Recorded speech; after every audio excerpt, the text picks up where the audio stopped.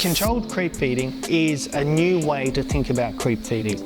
What we're trying to get out of it is to achieve the same results we would with free choice or ad lib creep feeding, but do it with far less feed inputs, which will lower our costs and increase our profit.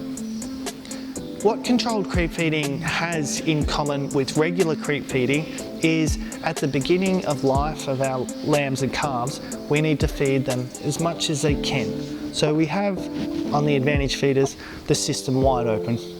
What that means is they'll come in, start consuming and transition their rumen from ineffective to effective in a quick time manner. And an effective rumen is going to digest our pasture at a much younger age. So our cheapest source of energy and protein. And that's what we're trying to achieve. With regular creep feeding in that time, so when our lambs are say 6 weeks of age, our calves are about 12 weeks of age, if we let them, their intake will skyrocket. And when the intake's skyrocketing, they are eating a lot of our expensive feed inputs rather than our more cost-effective pasture. What we're doing with controlled creep feeding, which is very different, is once that rumen's developed and their intake starts rising quickly, we limit their intake using our controlled system.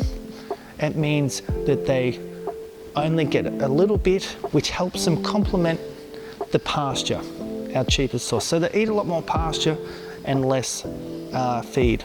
But that feed is doing all the great things we need in the rumen. It's keeping the papillae long, it's maximising digestion with the excess protein we've got in the pasture. It's doing those important things to maximise our young stock's growth.